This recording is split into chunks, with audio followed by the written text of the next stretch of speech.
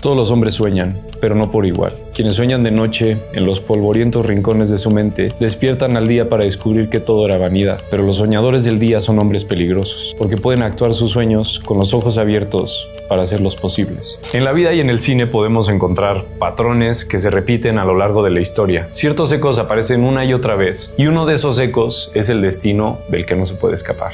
Dentro de ese destino existe una imagen que se repite desde hace más de un siglo. Un hombre en un viaje espiritual diminuto avanzando entre dunas imposibles, en este desierto imponente, en un sol que devora el horizonte. Y aquí no estamos hablando ni de Paul Atreides, ni de Luke Skywalker, ni de Anakin Skywalker, sino de T. Lawrence, famosamente conocido como Lawrence of Arabia, uno de los nombres más célebres del cine y de la historia moderna, cuyas acciones durante la Primera Guerra Mundial, así como sus memorias y decisiones, cambiaron el rumbo del siglo XX. Y podemos confirmarles que la vida de este cuate, cual chavorruco, inspiró de manera rotunda a Frank Herbert para crear la saga de Dune. Y que décadas después, en 1962, el director David Lean adaptaría Lawrence of Arabia, una película que redefinió y sigue siendo un antes y un después en la historia del cine. Y que en este eco que hablamos, años después, Dune tomaría las bases de esta historia y la adaptaría a lo que podría considerarse una de las mejores historias del sci-fi, en el que vemos a un héroe reluctante, un imperio en decadencia, un territorio indomable y una figura que asciende, para bien o para mal, por encima de los demás. Lo que verdaderamente es fascinante es que no solo es una conexión visual, la conexión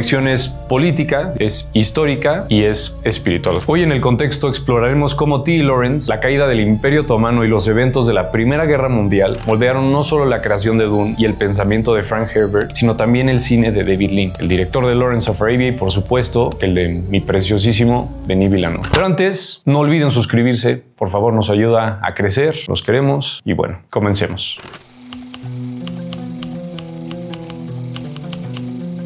Para entender Dune, primero hay que entender quién fue Thomas Edward Lawrence. T. Lawrence fue un oficial británico, arqueólogo, lingüista, explorador, espía y soldado y diplomático. Un hombre que era políglota, que hablaba alrededor de 8 idiomas, era multifacético y que participó directamente en la rebelión árabe que transcurrió de 1916 a 1918, es decir, durante el transcurso de la Primera Guerra Mundial. Este levantamiento lo que buscaba era liberar a las tribus árabes del control que estaba impuesto en ese tiempo por el Imperio Otomano. Miren, todo esto está basado en el libro y la autobiografía de T. Lawrence, que es uno de los textos donde Frank Herbert se basó para entender muy bien la dinámica de Paul Atreides. Ahora, para hacerlo breve y cotorro, hablemos un poco de lo que fue el Imperio Otomano. Desde 1657 el Imperio Otomano dominaba gran parte del sureste de Europa, Medio Oriente y el norte de África, siendo una de las potencias más grandes del mundo. Y con el tiempo, pues fue decayendo hasta el punto en que Lawrence es enviado por los británicos en 1916, justamente en la primavera. Nuestro muchacho Lawrence, digamos que es enviado a Lejaz por los británicos, que es una región desértica en la costa occidental de la península arábiga. Un territorio sumamente árido, espiritual y político, es el hogar de la Meca y Medina y que en ese entonces era parte del dominio del Imperio Otomano. Este lugar estaba regido por alianzas de tribus y una geografía implacable. Básicamente era un desierto donde la supervivencia dependía del conocimiento del terreno por lo árido y brutal que era. Como está rodeado de desiertos, era muy difícil para que pudieran avanzar los ejércitos otomanos y es por eso que era el perfecto lugar para comenzar la guerrilla o esta rebelión por la que los británicos mandaron a Lawrence. Si se pueden dar cuenta, aquí ya hay algunas similitudes con Dune. Y justo por este último punto, por el conocimiento del desierto, es que Lawrence era evidentemente el hombre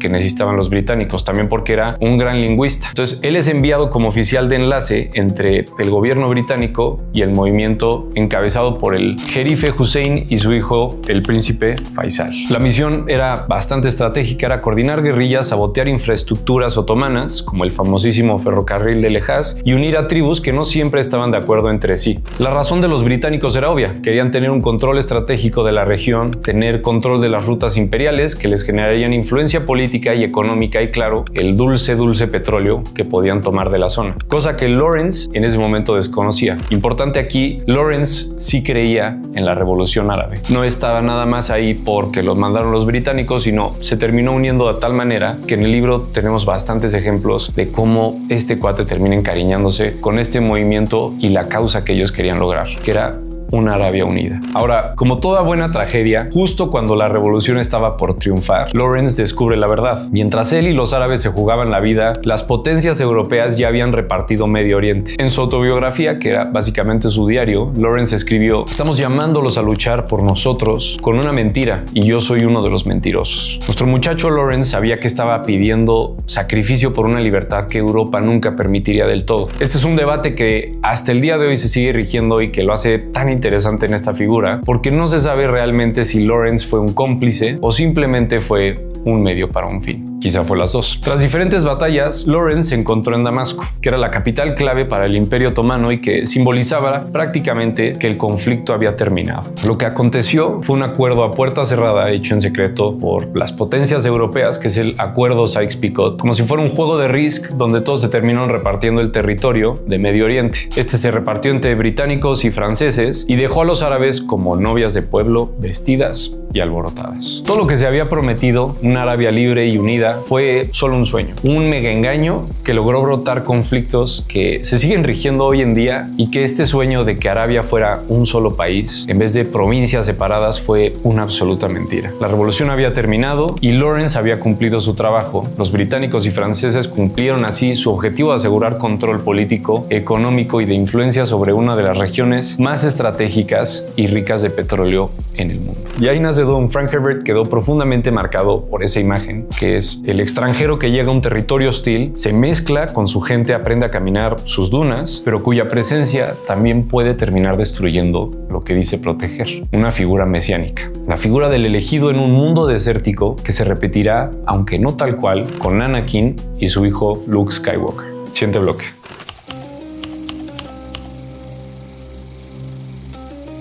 Ahora, imaginemos estamos en 1965, se publica un libro que se llama Dune, un fenómeno que cambió para siempre la ciencia ficción. Frank Herbert había logrado crear un mundo único, diferente y que tenía ecos con eventos políticos y filosofía. Ganó ese mismo año el premio Hugo y el premio Nebula, que es como ganar el Oscar y el Globo de Oro ese año. Pero algo muy interesante pasó también. Muchos lectores interpretaban a Paul Atreides como un héroe admirable y un líder destinado a ser seguido. Incluso desde su publicación inicial, Herbert notó que la audiencia estaba leyendo su historia como un mito de ascenso y no como una advertencia. Algo nos pasa y algo no cuaja en nuestra cabeza quizá, y estamos destinados a admirar a una figura trágica y adaptarla con nosotros. Lo que Frank Herbert quiso desde un principio era hacer un libro que advirtiera que no está bien seguir a gente que se cree mesías, y pues terminó pasando. Y por esto mismo termina siendo la secuela de Dune, que es Dune Messiah, que próximamente veremos en cines, como un recordatorio de que Paul Atreides no es un héroe a seguir, sino una advertencia sobre los peligros de idealizar a cualquier líder. Tanto así que en la mayoría de sus declaraciones podemos encontrar eso. Uno de los temas de Dune era no entreguen su criterio a las personas en el poder, por más admirables que parezcan. Los héroes son dolorosos, los superhéroes son una catástrofe. Frank Herbert se hubiera muerto con la época de Marvel. Aquí ya tenemos experiencia de hablar de los héroes caídos, y Lawrence vivió algo muy similar. No pudo evitar que su propio mito fuera utilizado para fines políticos que él mismo condenaba. Como dijo algún tremendo poeta, o mueres como un héroe o vives lo suficiente para convertirte en el villano. Tremendo. Y cuando vemos todo esto junto con los paralelismos entre historia y ficción, se vuelven evidentes. Un imperio viejo y decadente que es el otomano, y el imperio, un territorio desértico de importancia estratégica como es el Hejaz y Arrakis, un recurso que garantiza poder absoluto, petróleo y la especia, un pueblo unido por religión y costumbres que son las tribus árabes y los Fremen, y un extranjero convertido en símbolo, Lawrence y Paul Atreides. Hasta aquí mi reporte, Joaquín, en cuanto a la historia y conexiones reales entre libro y historia. Pero hay más. ¿Qué pasa en el cine? ¿Qué conexiones existen entre Dune y Lawrence of Arabia? Quédense y lo vemos. Siguiente sección.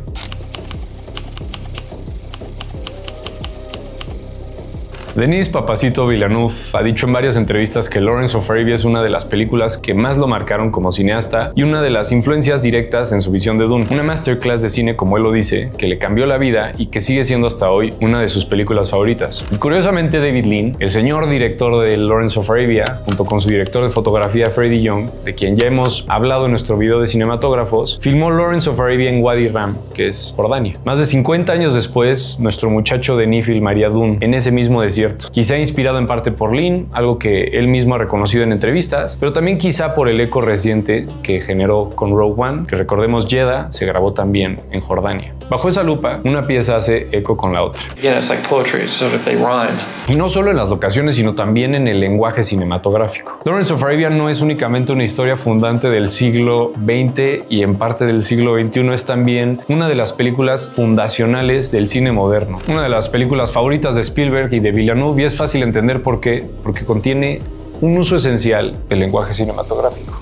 Encuadres que no solo presentan al personaje, sino que establecen su relación con el mundo, con el desierto y con su destino. Imágenes que hablan antes que los diálogos, planos que revelan carácter, silencio y también vulnerabilidad. Cada uno aportando a la historia del cine, pero también a un lenguaje que está en constante evolución. Estas tomas, como lo platicamos en nuestro video de Guillermo del Toro, no funcionan como un simple copy-paste. Son reinterpretaciones. Incluso Hans Zimmer reconoció que la música de Maurice Jarre fue un referente para crear un anti-Lawrence, más tribal, más animal y más terrenal. Es el mismo desierto contado desde la sensibilidad de diferentes directores. Vámonos al último bloque.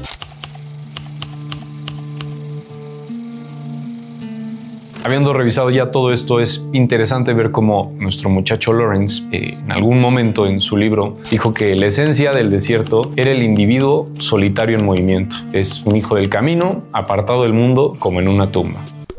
Soberbio poeta. Es una frase muy breve, pero demoledora. El desierto como un lugar donde ya no tienes con qué engañarte, donde solo estás tú frente a lo que realmente eres. Y décadas después, hablando de Arrakis y de la ecología detrás de Dune, Frank Herbert sería citado por Timothy O'Reilly, una de las personas más influyentes en la tecnología moderna, con una idea muy similar. Los hombres deben aprender a vivir con el desierto. Nunca podrán aspirar a dominarlo por completo. Otro poeta. Si lo pensamos así, el desierto no es un solo paisaje, no es nada más algo ecológico, es algo que realmente está hecho bajo una fuerza que nosotros no podemos controlar, que te obliga a soltar tu ego, aceptar tus límites y entender que no eres dueño de nada. Al final, las dos obras, la histórica y la ficticia, hablan de lo mismo, del poder, de los imperios, de la fe en líderes perfectos y de cómo el desierto forja y destruye a la vez, de los peligros que pueden ser esos mitos cuando dejamos que nos gobiernen. Que no sea un pendiente ver qué pasa en Dune Messiah, pero quien ya lo haya leído sabrá que esta historia que acabamos de contar tiene muchos reflejos con Revenge of the Sith y casualmente Matrix Revolutions, así que espérense un dramón. Como conclusión, Lawrence of Arabia y Paul Atreides son en el fondo la historia de hombres devorados por su propio mito, y ambos, curiosamente, nacen del mismo lugar. Gracias por estar aquí, no olviden suscribirse y nos vemos en el siguiente contexto. Saludos.